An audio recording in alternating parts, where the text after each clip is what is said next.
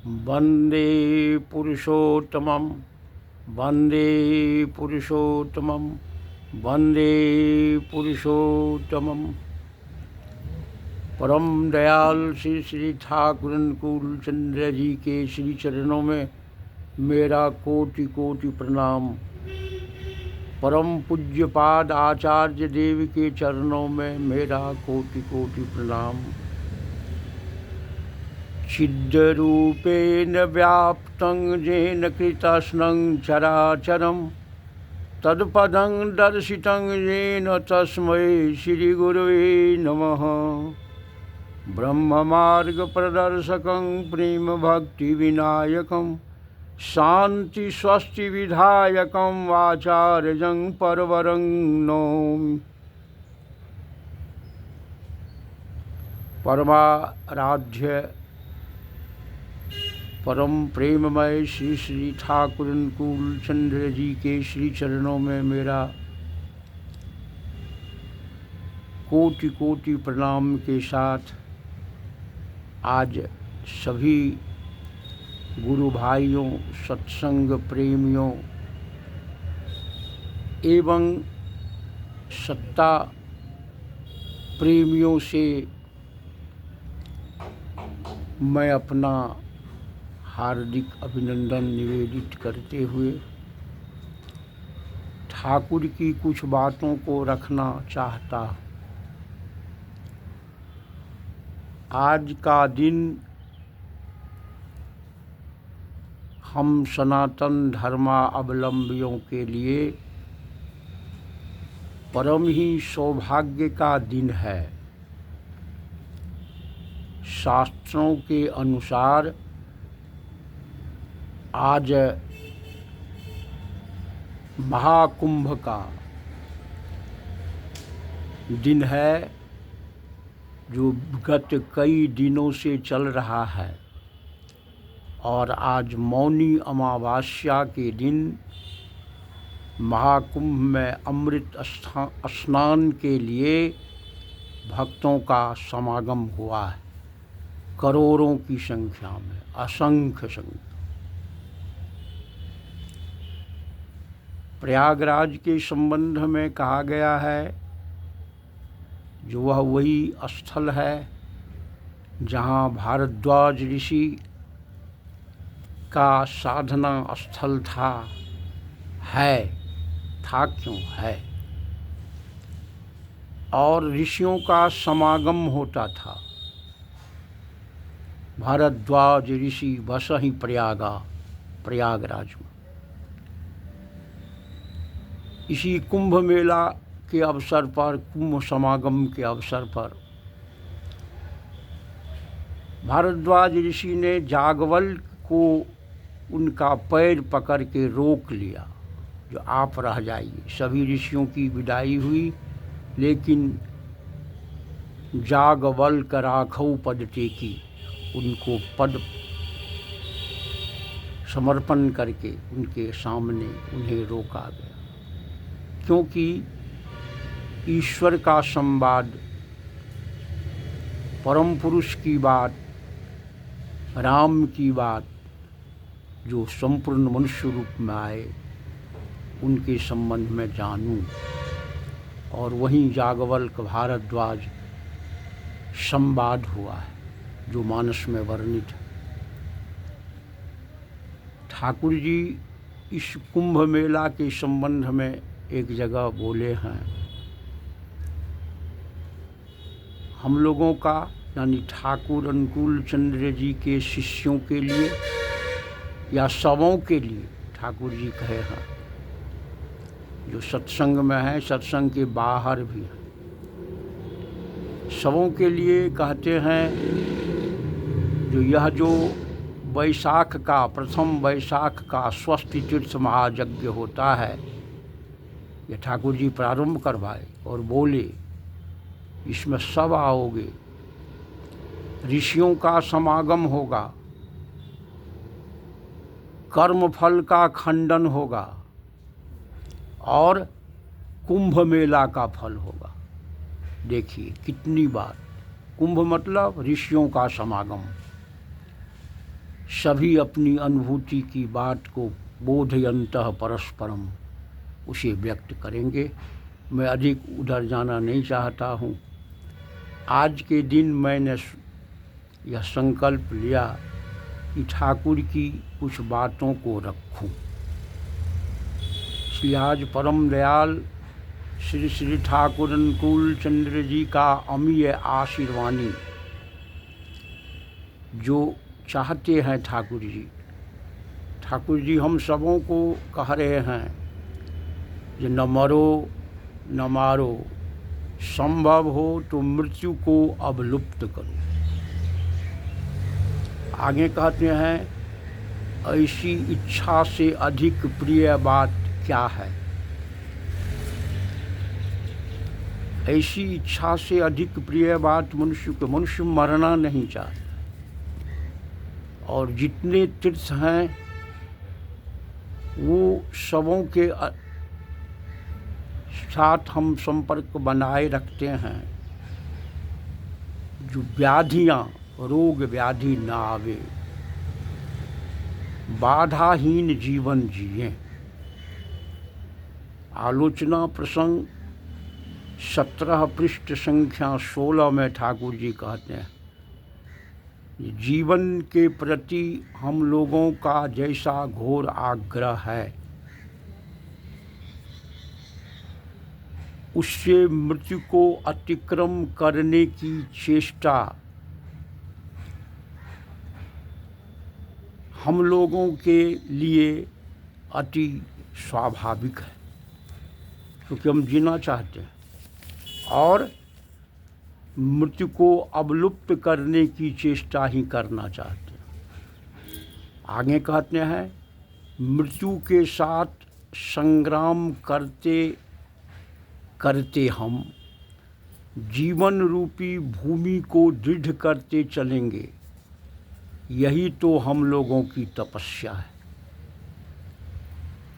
तपस्या का अर्थ है जीवन को सुदृढ़ बनाना, मृत्यु को पर आधिपत्य करना। इस तपस्या को सफल करने के लिए सोचना होगा कि किस प्रकार दूसरे के जीवन को सुदृढ़ करते हुए अपने बचने बढ़ने की भित्ति अस्थायी हो सकेगी। यही ठाकुर जी का निर्देश है। इसी संग्राम में समग्र मानव जाति का व्रती होना होगा, यह भी कार्य। और अज्ञता प्रवृत्ति परायणता को यदि हम प्रश्रय देकर और साथ ही साथ अन्य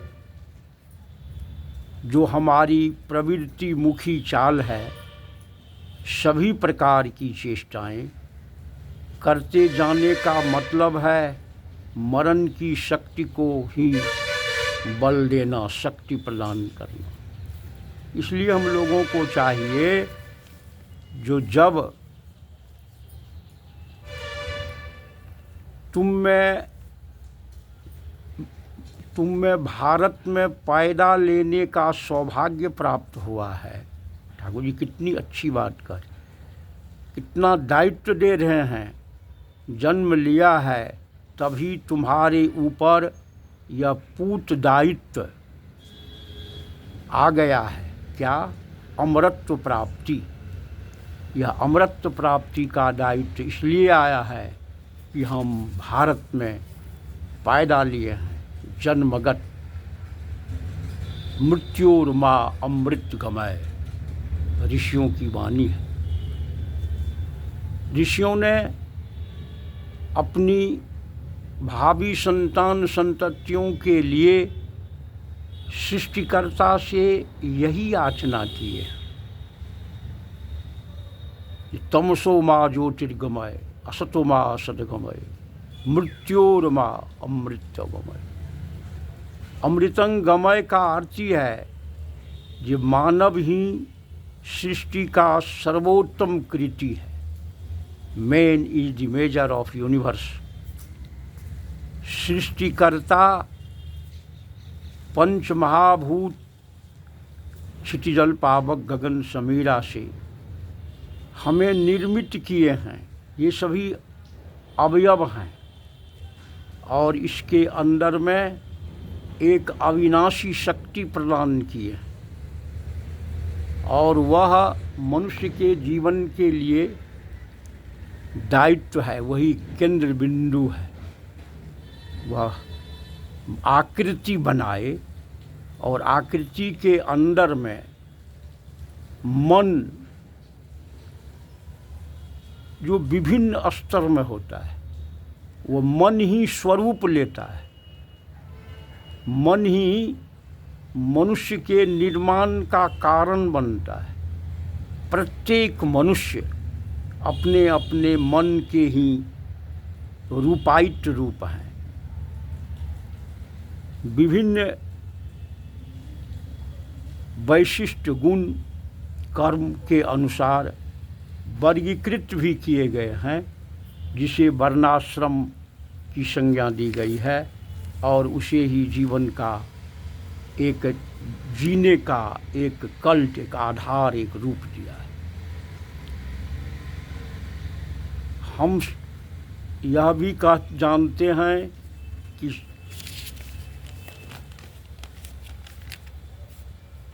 जीवन को बचाने के लिए हमें अपने अंदर में यह भाव पैदा करना होगा।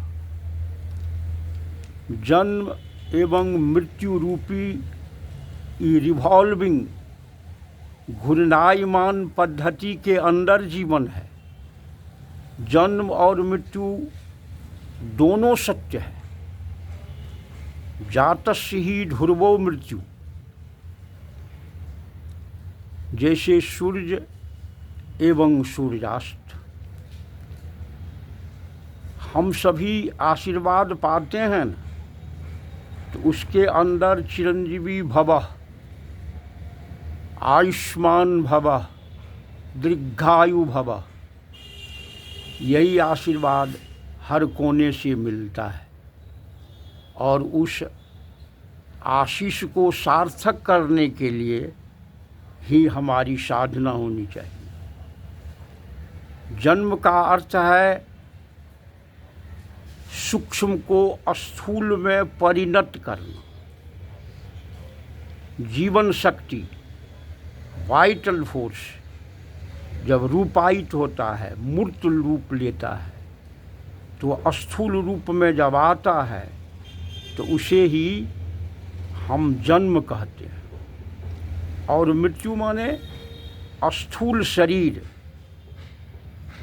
जब सूक्ष्म में परिणत होता है तो उसे ही हम कारण शरीर के रूप में जानते हैं। मरता नहीं है, यह परिवर्तनशील है। सूक्ष्म से स्थूल, स्थूल से सूक्ष्म, अतिवाहिक। ठाकुर जी कहते हैं, मृत्यु की परिभाषा ठाकुर जी दिए हैं, ये death is death stock of existential propitious exploration. Death is death stock, यह एक उधार कोष है जो अस्तित्व के उसके भाव को लेकर के उसके आगे के जीवन को उन्नत बनाने के लिए यह एक विराम है। इसीलिए वह मृत्यु का रूप लेता है। मृत्यु भय मुक्ति हेतु श्री श्री ठाकुर का आदेश है, जो तुम इसे भगाओ। माँ मृष्व माँ जही शक्ति चेतम, तुम अवलय अवलुप्त करो।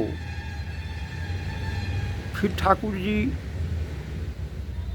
उसी 17वां वॉल्यूम आलोचना प्रसंग के पृष्ठ संख्या 57 में कहे हैं, यही तुम लोगों का कार्य है। इस कार्य की बात ठीक अभी उसी प्रकार से अभी तक कोई नहीं कहा है, न सोचा है। मैं यही दायित्व तुम लोगों के ऊपर देने जा रहा हूँ। देखिए, दायित्व दिया गया है तो मरो ना, मारो ना, अब लुप्त करो। एक ठाकुर का एक पुस्तक है, तार चिट्ठी नाम का एक ग्रंथ है, पुस्तक है। उसके पत्र संख्या 49 में ठाकुर जी कहते हैं, ये मनुष्य जितने दिनों तक मृत्यु को अतिक्रम नहीं कर पाता है, उतने दिनों तक उसका जन्म ही व्यर्थ है।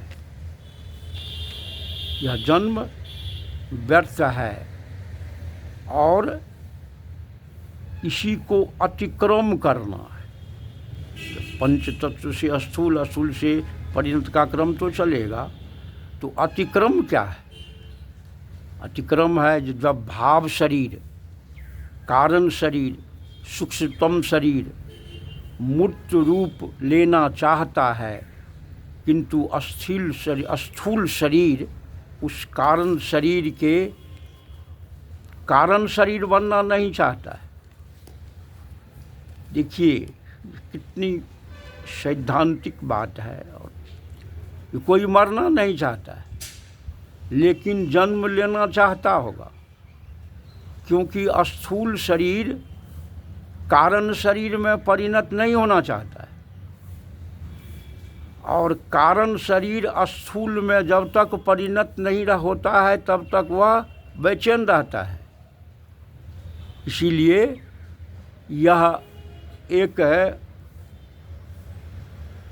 बहुत ही गंभीर और सोचने की बात है, जो इस अतिवाहिक सत्ता, गतिशील सत्ता और अविनाशी सत्ता, उसे स्थूल से सूक्ष्म, सूक्ष्म से स्थूल की क्रिया को जानना।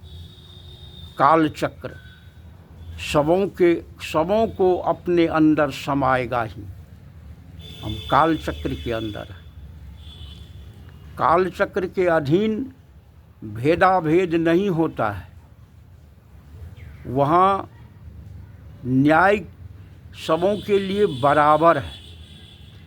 काल चक्र के अधीन एक न्यायकर्ता और अपराधी, चिकित्सक और रोगी, राजा और प्रजा, गूंगा और वाचाल, साधु असाधु इत्यादि सभी उस चक्र के अधीन आएगा ही। शास्त्र कहता है, नरपति प्रजा भेद बिनु देखे, गने काल सब एक ही लेखे। सुभग कुरूप अमृत विषसाने, आज सब एक भाव बिकाने। वो दंड न्याय करता हो कि अपराधी हो, डॉक्टर या रोगी हो, एक भाव। In the long run we all are dead. एक समय आएगा जो हम सभी मृत्यु को प्राप्त होंगे। अतः हमें अमरत्व प्राप्ति के विषय में सोचना होगा, जानना आवश्यक। मृत्यु और अमृत को ठीक से जानने को ही ब्रह्म ज्ञान कहते हैं। विस्तार का ज्ञान, अस्तित्व का ज्ञान। शरीर पंच तत्व का है। Man is a material element, a living being and focus of mental activities. इसे विभिन्न रूपों में शास्त्र में, विज्ञान में भी astral body, ectoplasmic body, psychophysical body इत्यादि कह करके विभिन्न परिभाषित किया गया। स्थूल शरीर दृष्ट होता है, वहाँ भावना के अधीन है, वह कर्म के लिए है। और सूक्ष्म शरीर वह अदृश्य है, किंतु नियत गतिशील है। यही फर्क है। शास्त्रों में शरीर रहते हुए भी मृत्यु की संज्ञा दी गई है। जिसे अर्जुन को भगवान कृष्ण कहते हैं, ये सभी मरे हुए हैं, क्योंकि वो अस्तित्व के प्रेमी नहीं है, इसलिए तुम युद्ध करो। ये सभी मरे हुए हैं। बहुत गंभीर बात। अर्जुन को कहते हैं कि यह तुम्हारे दुख का कारण नहीं है, यह सभी अपने जीवन को खो चुके हैं। विभिन्न प्रकार की परिभाषा है, जो वह मृत्यु जीवन और यह जीवन, जीवित जीवन, कर्मशील जीवन जो इष्ट के विरुद्ध है, वह अस्थूल, किंतु अस्थूल शरीर से भी इष्ट का कार्य होना संभव है। अगर शरीर न मिले तो हम इष्ट कार्य भी नहीं कर पाएंगे। इसीलिए शरीर प्राप्त करना तो चाहिए। ठाकुर जी कहते हैं कि इष्टार्थ यदि कर विदान तार क्षय न। शास्त्र में है जो पुराने वस्त्र का त्याग कर नवीन वस्त्र धारण करने की क्रिया जो है वही जीवन और मृत्यु है। इसीलिए सभी पुराने वस्त्र का त्याग कर नवीन वस्त्र धारण करते हैं। यह क्रम चलता ही रहेगा। प्रतिदिन हम स्वस्तिनी व्रत में प्रभु से प्रार्थना करते हैं कि देहि में जीवन वृद्धि नियतं स्मृति चित्तते। हे प्रभु, रोग शोक व्याधि तो हटाओ ही, जीवन वृद्धि दो। जबकि हम जानते हैं जो एक न एक दिन काल के अधीन पड़ेंगे हम। इसीलिए चाहिए संसार में इस सौ शरीर रहने का हमारा क्या संबंध है। ऋषियों ने शास्त्रों में सप्त चिरंजीवी की चर्चा है। अश्वत्थामा, बलि, हनुमान, विभीषण, कृपाचार्य, परशुराम, व्यास इत्यादि के विषय में जो चिरंजीवी, बहुतों को इच्छा मृत्यु भी प्राप्त थी, पितामह भीष्म इत्यादि। इसीलिए मनुष्य को स्थूल शरीर यानी लंबी आयु, हम जितने आशीर्वाद पाते हैं वह दीर्घायु के लिए अधिक दिनों तक जिए और इस शरीर को ईश्वर के कार्य में लगावें। देखते हैं ना, पर्व त्योहार में या विभिन्न में चरणामृत दीर्घायु भवः, ओम आकाल मृत्यु हरणं सर्व व्याधि विनाशनम इत्यादि। जो पुनर्जन्म न विद्यते, पुनर्जन्म मतलब पुनर्जन्म तो जब चेतनावाही स्मृति की प्राप्ति होगी। इसलिए चाहिए स्मृतिवाही चेतना को पाना।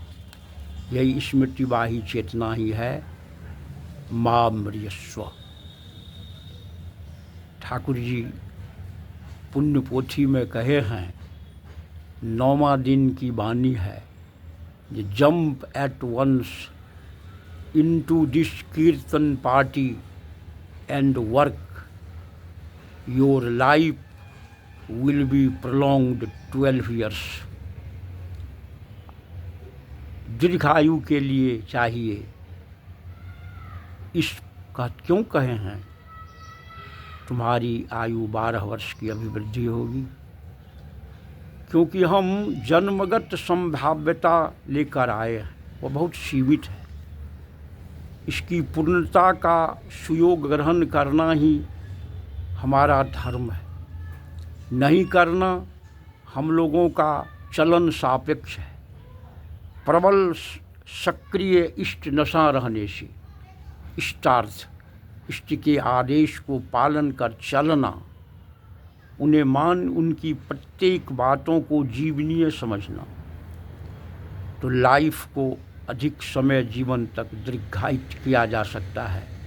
यही है लाइफ लॉन्ग। और धर्म युद्ध भी यही है। ठाकुर जी कहे ना, ये हम लोगों की लड़ाई है, धर्म युद्ध है, against death, disease, disintegration, poverty and ignorance के विषय। Against death, disease, disintegration, poverty इत्यादि के विषय में हम के विरुद्ध में लड़ें हम, और इसके लिए हथियार दिए हैं जजन, राजन, इष्टवृत्ति, स्वस्तिनी, सदाचार। फिर कहते हैं जो जीवन जो स्ट्रगल फॉर एग्जिस्टेंस की बात है शास्त्रों में। आलोचना प्रसंग 5वां खंड पृष्ठ संख्या 116 में ठाकुर जी कहते हैं जो हम लोगों की लड़ाई है, war that leads to death is demon's boon, war for life is heaven's boon, and dharma is war for life. धर्म का अर्थ ही है जीवन प्राप्ति के लिए असत विरोधी बनकर उसके विरुद्ध युद्ध करना, परमपिता के कार्य, स्वार्थ, प्रतिष्ठा, उनकी बातों को देखना उनके लिए सभी जीवन को सबल बनाता है। यही है स्ट्रगल फॉर एग्जिस्टेंस। जिहाद करके मरना, यह मतलब यह है कि जीवन के लिए जीने को, दूसरे को जिलाकर उसे जीवन प्रदान करना, यही है जीवन का रहस्य, जीने का रहस्य। आज ठाकुर जी हम लोगों को सशरीर संभावित आयु नष्ट होने का कारण दिए हैं। जो आयु नष्ट होने का एक प्रधान कारण है परिस्त्री गमन। आप देखें ना, आलोचना प्रसंग 20 पृष्ठ संख्या 332 में ठाकुर जी यही कहे। पुण्य पोथी में कहते हैं यदि मृत्यु चाहे तब पर निंदा कर। ये दो महान कारण है मृत्यु का। एक जगह आलोचना प्रसंग 7वां पृष्ठ संख्या 12 में ठाकुर जी कहते हैं जो मृत्यु की चिंता ही हम लोगों को मृत्यु के अंदर ले जाती है। ऐसे मृत्यु के प्रति मुखर होना, परिवेश की सृष्टि करना, यह सब हमें मृत्यु की बात सोचना, इसे भूल जाना होगा। हम मृत्यु के विषय में सोचें, प्रवृत्ति के अधीन रहें और उसी की चिंता में रहें तो as you think so thou become, वह चरितार्थ हो जाएगा।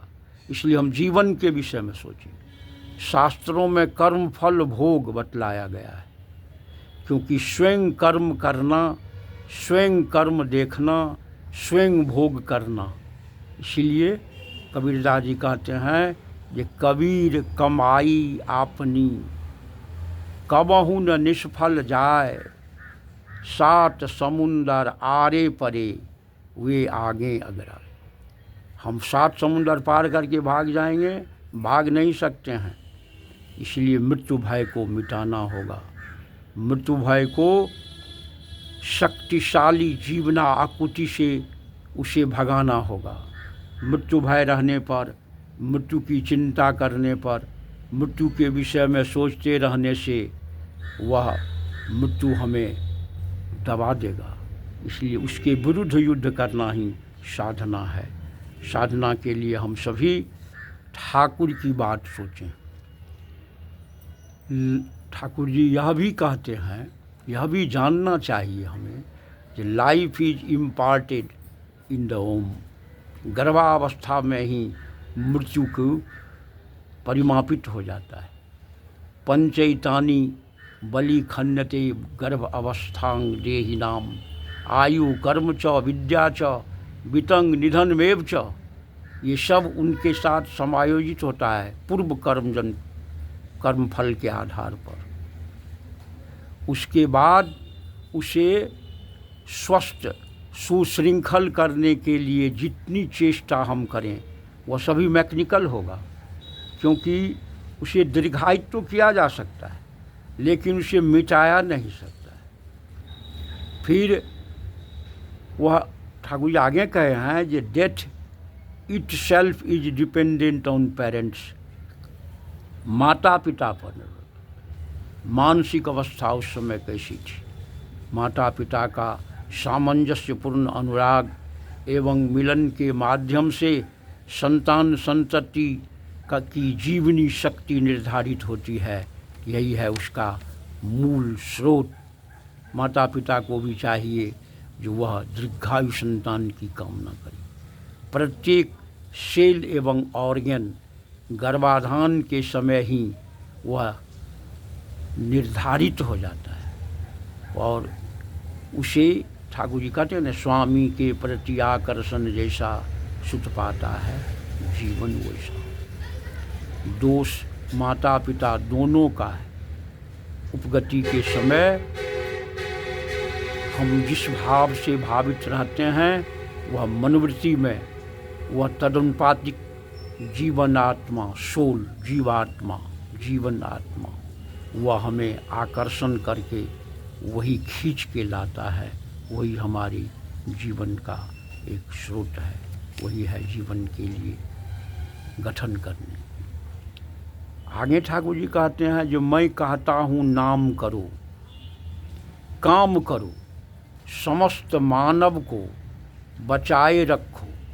तुम लोगों को मरने की बात सोचने की फुर्सत कहाँ है। इसी बात कहे आलोचना प्रसंग 1949 में 79 में वो कहते हैं कि लोग संग्रह जनमानस में फैलाना एवं संगठित करना, यही तो वेद का भी निर्देश है, लोक संग्रह। और उसी संगति को बनाए रखने वर्तमान में जो आचार्य देव या डीपी वर्क दिए हैं, यही दिए हैं काम के अधीन हम लोगों को डाल के लाइफ को प्रोलॉन्ग्ड करने का। ठाकुर द्वारा प्रदत्त नाम बीज मंत्र जो हमें मिला है वह शब्द प्राण है। इसे सेंट्रल लाइफ ऑफ यूनिवर्स कहा गया, अनुभव किया गया है। संतों ने अनुभव किया यह विश्व के प्राणन केंद्र है और कॉजल थ्रिल है यह। अगर इसके साथ हम निष्ठा के साथ जुटे रहेंगे तो हमारी सारी शक्ति उद्भासित होती रहेगी, बढ़ती रहेगी। ठाकुर जी दुख के साथ एक कह रहे हैं 22/6/66 को कथा प्रसंग में 22/6/66 को ठाकुर जी कहते हैं कि मेरी इन सब बातों को पढ़कर एडजस्ट कर दो। यदि स्पंदन की गति को पकड़ सकते हो तो तब उसके द्वारा दुनिया को गढ़ सकते हो, दुनिया को भंग कर सकते हो। क्योंकि वो कहते हैं कि मेरी बात सुनता ही कौन है। यह शरीर तो कंपोज्ड है एटम से, स्पंदन द्वारा वह अंदर से विकसित होते रहता है। इसीलिए ऑर्गन्स जो नष्ट भी होता है उसे भी रिवाइव किया जाता है। सबसे तरंग उत्पादक है बीज मंत्र, कॉजल थ्रिल को उत्पादित करता है। इसलिए इस बीज मंत्र पर दृढ़ विश्वास, मंत्र जाप मम दृढ़ विश्वासा के साथ हमें चलना होगा। और हम जल्दीबाजी में बहुत अपने समय को नष्ट करते हैं। हर एक चीज़ का एक गेस्टेशन पीरियड होता है, वह उस समय में स्वतः हो जाएगा। कार्य जल्द से जल्द करके छोड़ना है, यह सोच करके व्यस्त नहीं रहना है। इससे जीवनी शक्ति घट हो जाती। हर एक कार्य अवधि है, वह पूर्णत्व प्राप्त करता है। जिसकी जो अब एक बीज लगाते हैं वो 3 महीना में फलेगा, उसको हम कहा चाहते हैं 10 दिन में फलने लगे, तो वह जो प्रचेष्टा है वह जो लाइफ को शॉर्ट करता है। आज यही सब है, जब हम जितना भी चीज़ करते हैं उसे जिसमें जितना समय लगना चाहिए, जिसमें 10-20 वर्ष लगेंगे, उसे धीरज के साथ उसे करना होगा, लाइफ प्रोलॉन्ग्ड होगा। अम्यवाणी की यह बात को हम लोग जानें, और यही है हमारी जीवनी शक्ति को बढ़ाने का एकमात्र उपाय। यदि विश्वास विच्युत न हो तो ठाकुर जी कहते हैं जितने दिनों तक रखना चाहोगे शरीर को रख सकते हो। निर्भय होकर आशा सहित हम काम करते चले, लाइफ प्रोलॉन्ग्ड होगा। शंकराचार्य और इत्यादि सबों ने यही कहा है। और सबों के बीच चाहिए परसिवियरेंस, प्योरिटी और पेशेंस। ये 3 चीज़ रहना होगा। पवित्रता, धैर्य, सहनीयता और जितना भी हम उसको अध्यवसायी ये बन के रहना होगा, तभी हमारा जीवन सार्थक होगा। इन्हीं सब बातों को लेकर हम चलें। जीवनी शक्ति बढ़ाने के लिए ठाकुर जी का संदेश है, ये लाइफ अर्ज, जीवना आकुति का नाम है आत्मा। और आत्मा की कभी मृत्यु नहीं होती है। मृत्यु को अतिक्रम करके स्मृतिवाही चेतना समन्वित नित्य जीवन स्थिति लाभ करना ही हमारी तपस्या है। यानी शरीर जाएगा, लेकिन स्मृतिवाही चेतना अगर हमारी बनी रहे। 10वां वॉल्यूम आलोचना प्रसंग के पृष्ठ संख्या 130 में कहे हैं, जो मरना शरीर को है, लेकिन स्मृतिवाही चेतना प्राप्त करना ही है जीना, न मरना। विज्ञान द्वारा भी सत्यापित है, जो प्रत्येक तत्व अपने अपने मूल ऑरिजिन में मिलना चाहता है। पंच तत्व भी अपने अपने ऑरिजिन में मिलना चाहता है। यह सारा मटेरियल एलिमेंट्स जो है वो अविनाशी शक्ति के साथ ही क्रियाशील होता है। इसीलिए एग्जिस्टेंशियल स्टॉक जो मृत्यु को कहा गया है, इसी कारण कहा गया। गत जन्म, पूर्व जन्म का ईगो, मैंपन जो तत्काल प्रबल होता है, वही सूक्ष्म शरीर में परिणत हो जाता है। वो ईगो सुपर ईगो की बात मनोविज्ञान में है। अस्तित्व के अंदर ही है स्मृति, क्रम, संवेदना, और उस अस्तित्व को बनाए रखने के लिए पूर्व दैहिक कर्म, संस्कार इत्यादि को हमें बनाए रखना ही है, मृत्यु को अतिक्रम करके चलना, और यही जीवन का लक्ष्य है। ठाकुर जी कहते हैं, हम मृत्यु को कुहासा समझकर बोध करें। यदि हम समझें कि इसके पीछे मृत्यु के बाद जो सूर्य परवर्ती जीवन या नूतन शरीर जो आएगा वह सुंदर होगा, तब इतना मृत्यु भय नहीं होता है कि आने वाला समय अत्यधिक सुंदर होगा। इसीलिए चाहिए हमें इष्ट कार्य में लगे रहना, फल क्या होगा नहीं जाना। परम दयाल श्री ठाकुर जी पुरुषोत्तम हमें आज बताए हैं कि अगर दायित्व दिए हैं न मरो न मारो, तो उसके लिए तपस्या का तुक भी दिए। उसे सफल करने के लिए हमें उनके प्रदत्त विधान को जानना होगा। उनका आशीष है, तुम चिरायु होकर बचे रहो। चिरायु, चिरबोध, विवेचना, चेतन होकर, विवेचना चेतना लेकर तो हमें बचे रहना है। तुम चिरायु होकर बचे रहो। चिरायु, चिरबोध, विवेचना, चेतना लेकर बचने के लिए हम संकल्प लेना पड़ेगा। किंतु हम सबों की कमजोरी को भी जानते हैं। इस हेतु वह कह रहे हैं, मैं तो मूर्ख व्यक्ति हूँ, मेरी बातों को कौन सुनता है। फिर भी एक न एक दिन इस मूर्ख की बातें काम में आएगी। मेरी ये बातें लिपिबद्ध हो तो 100 वर्षों के बाद लोग ठोकर खाकर यह महसूस करेंगे कि ठाकुर ने जितनी बातें कही है सभी सच्ची बातें हैं। एक बात के विरुद्ध चलने का मौका नहीं है। अवश्य देखें आलोचना प्रसंग 22वां पृष्ठ संख्या 16। जो इसके अलावा हम चल ही नहीं सकें, दूसरा पथ नहीं है कोई। उसी आलोचना प्रसंग 21 पेज नंबर 174 में कहते हैं, एक चीज़ सोचते हैं और एक करते हैं, तभी यदि कुछ उसके ऊपर उठता है तब एक दब जाता है। हमारा कहना है कि ऐसा करना अच्छा नहीं है। जो करते हो वह थॉरोली ठीक रूप से करो, इसे ही मनोयोग से करो। सभी का मुकाबला करने का निर्देश है। यह नहीं इसको छोड़ के उसको करें, उसको सबों को साथ लेकर के करो। एक साथ चलने की आवश्यकता है।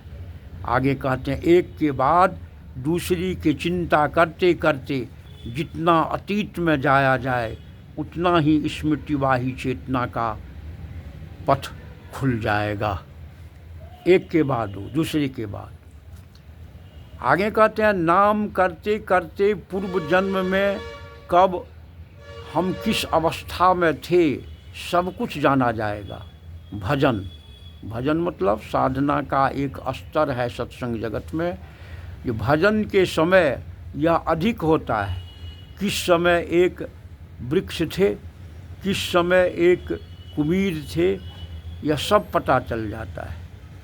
सर्वसंगति सह सर्वतो भाव सुसंगत सामंजस्य दर्शन, यही है भजन। और जायगोट के अंदर, जीन के अंदर सभी छिपा हुआ है। सूक्ष्म संवेदना पाकर वह फूट निकलता है। नाम के प्रभाव से वह जगता है। नाम का जो हैमर पड़ता है उस पर, तो जायगोट के अंदर से अंतर्निहित भाव वह उठता है। अंतर्निहित धारा माथा उठाता है। जैसे कुंडलिनी का जागरण कहा गया है, वह फूट उठता है। चक्र भेदन यही है। मूलाधार से ब्रह्मरंध्र तब तक गमन, स्थूल में वह प्रवेश करता है और सूक्ष्म से निकलकर सूरत, यही है। स्थूल से सूक्ष्म में गमन करना। सूरत चले सरहे आकाश में करे शब्द विलासा की बात है, और इसे ही हम जीवन में फलीभूत करते हैं। ठाकुर जी कहते हैं, बहुत बार नाम करते करते थर्मामीटर के पारा जैसे उठता है। मेरुदंड के भीतर का तरल पदार्थ का उठना भी उसी प्रकार बोध किया जाता है। उस समय सत्ता में एक प्रकार का सुख की अनुभूति व्याप्त होती है। अवचेतन स्तर जग उठता है, स्मृति स्रोत खुलता है। ईरा पिंगला की जागरण, सुषुम्ना की जागरण के विषय में जो कहा गया है वह स्मृति जागरण ही है। इसे कल्चर करके, अनुशीलन करके उसे पाया जा सकता है, और कब क्या किस अवस्था में उसे हमें उद्दीप्त करना होगा इसे भी जानना होगा। इसलिए हमें चाहिए ठाकुर जी की बात को लेके चलें। नाम के बल पर जरमति होत सुजान। कल्चर, कुंडलिनी जागरण। विज्ञान कहता है मेरुदंड के अंदर जीवन का सार तत्व एवं स्पंदन रहता है, और उसे जगाना ही हमारी साधना का आज जो जितना ही संगत चल रहा है ना, यह सब वही है जितना तपस्या है। साइंस ऑफ योगा इसी पर बल देता है, जिससे जेनी स्फुरित हो। आगे है जो हमारा विगत दैनंदिन कार्य, अर्थात जब जहाँ कुछ किया है एक के बाद एक दैनिक हिसाब से प्रत्येक उसे करना है, उसे सोचना है, चिंता करनी है। तभी स्मरण में लाकर या साक्षात कर स्मृति को उज्जवल करने की चेष्टा करो। भगवान मनु ने भी यही कहा है। इसे जगाना होगा। इसे जगाने के लिए हमें चाहिए, मनुष्य जीवन एक ऐसी चीज़ है कि उस अमृत को पाना ही होगा। जब तक उसे नहीं पाता है तब तक शांति नहीं मिलेगी। स्मृतिवाही चेतना यदि लोग पा सके तो बहुत हद तक मृत्यु का अतिक्रम कर सकते हैं, यह कहा जा सकता है। तब इसके अंदर में सबसे प्रबल है। जो भी करो, मनुष्य अमरत्व कहते हैं, किंतु इसकी मूल बात है स्मृतिवाही चेतना। अमृत मतलब स्मृतिवाही चेतना को बनाए रखने की चेष्टा करना, और यही साधना का मूल है। और इसकी सारी भित्ति आधारित है जो कॉन्शस आइडेंटिफिकेशन होना चाहिए नामी के प्रति अनुराग करते करते वह स्मृतिवाही चेतना स्वतः अंदर से जब प्रवाहित होगा तो पूर्व के सारी बातें हमारे सामने आ जाएगी, और यही जीवन का परम लक्ष्य है। आशावादी बातों को लेकर के ठाकुर जी हमें कहते हैं, ऐसा दिन आ सकता है जब मृत शरीर के अंदर का जीवंत कोष लेकर एक जीवन जगाया जा सकता है। अनेक समय देखा जाता है कि एक पत्ते से एक वृक्ष तैयार हो जाता है, एक स्टंप से वृक्ष आ जाता है। उसी तरह से एक जीन, एक सेल से संपूर्ण शरीर बन सकता है। इसके विषय में ठाकुर जी सोचने के लिए हम सबों को, वैज्ञानिकों को कहे हैं। जो स्थूल शरीर से चेतना, वाइटल फोर्स का अलगाव होना ही मृत्यु माना गया है, तो स्थूल शरीर के अलग होने, प्रत्येक कोष को सूक्ष्म अवस्था में परिणत हो जाना है, एक्टोप्लाज्मिक सेल, और उसे आगे बढ़ा करके हम प्राप्त कर सकते हैं। इसी को देख करके हम चलें, करते रहें, जीवन के रहस्य को जानें। मृत्यु की चिंता नहीं करना है। आशा, भरोसा, उद्दीपना, इच्छा शक्ति और संकल्प शक्ति को स्थिर करते हुए, अग्रगति देते हुए मनुष्य मरणपंथी नहीं बनेगा, अच्छा को लेके चलेगा और जीवन लाभ करेगा। यही तो स्मृतिवाही चेतना का एक है। मनुष्य जब मर जाता है तो भी उसके मस्तिष्क में चेतना, ब्रेन कॉन्शसनेस तब तक रहता है जब तक शरण क्रिया प्रारंभ नहीं होता है। कथा निर्झर 20/2/1960 में ठाकुर जी कहे हैं, प्रायः देखा जाता है कि अचेतन अवस्था में बोलना, ऐच्छिक कर्म करना नहीं होता। चले जाने पर शरीर की शरण क्रिया, जब चेतना चली जाती है तब गंध इत्यादि शरीर से निकलने लगता है, और किंतु अभी भी मृत्यु नहीं हुई है क्योंकि चेतना वर्तमान है। परम दयाल श्री ठाकुर ने चेतना संचालन प्रवेश कराने के लिए वाइब्रोमीटर की बात कही। जो मनुष्य वाइब्रेशन पर है, एक वाइब्रोमीटर बनाओ जो उस अवस्था में उसे जीवित रखा, शरीर को जीवित किया जा सकता है। क्योंकि वे कहे हैं death is a curable disease, यह मृत्यु एक इलाज करने वाला चिकित्सीय अंदर में वह जिलाया जा सकता है। अस्तित्व अस्खलित निष्ठा के साथ बचाया जा सकता है, और शिष्ट अभिदीपना से चलने की चेष्टा करो, सार्थक संदीपना से चिर जागृत रहो, अपने को और मृत्यु का अतिक्रम करो। यही तो जीवन की सार्थकता है, और यही परमपिता से वे भी प्रार्थना करते हैं। गंभीर इष्टानुराग तान रहने पर ही चेतना बचाया जा सकता है। प्रतिकूल परिस्थिति में भी मृत्यु भय नहीं करना चाहिए। रोग, शोक, व्याधि इत्यादि समयावस्था, हर समय में भी बैलेंस ऑफ माइंड बचा कर रखा जा सकता है। इष्टार्थ यदि करवी प्राणदान तार छय न। बाइबल में भी जिक्र आया है, जो इटर्नल लाइफ पाया जा सकता है, यानी he who finds his life will lose it, and who loses his life for my sake will find it। ईश्वर के लिए जो प्राप्त करें, मृत्यु के समय की स्थिति को एक भयानक अंधकार पहले आता है, डेजलिंग लाइट, जो आँख को चुंधिया देता है। उसके बाद प्रचंड टंकार आता है, रुद्र शब्द, वह रुद्र भयंकर जो श्रवण शक्ति को छीन कर देता है।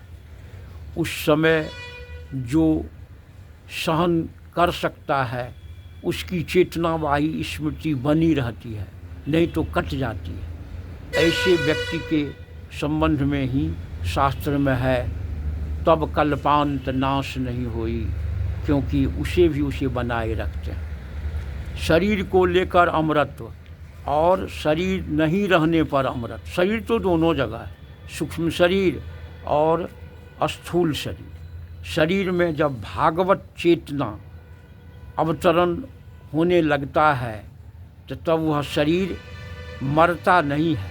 नौ में भक्त प्रणंगसति, राम स्नेही ना मरे।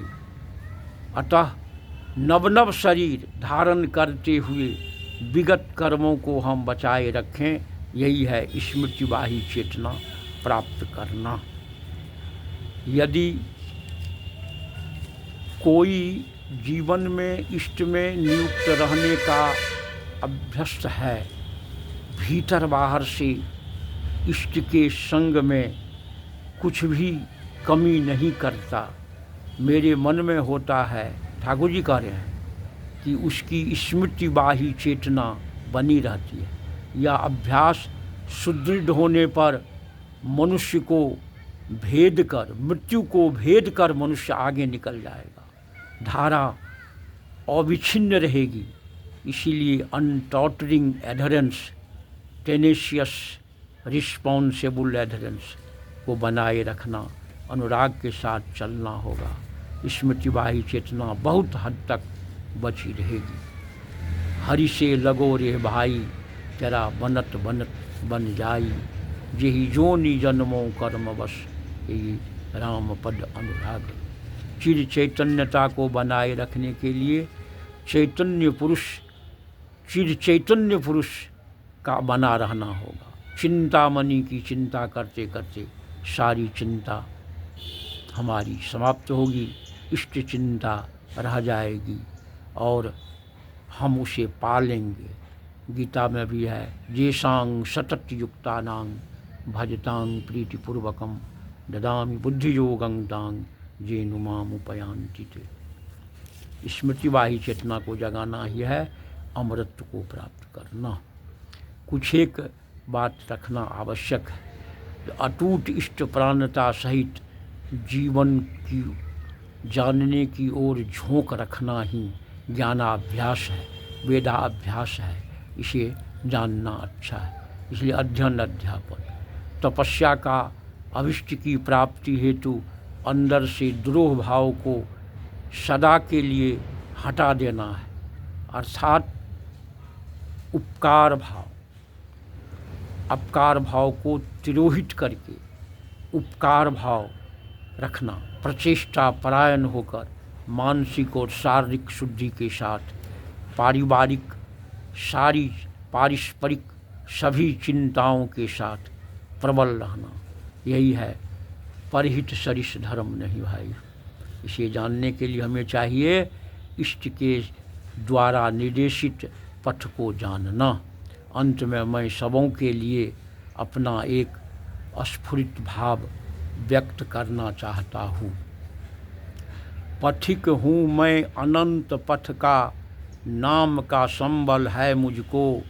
विश्राम अनेकों बार किया, इस बार किया तो क्या अचरज। मैं संतुष्ट हूँ, कोई दुखी क्यों।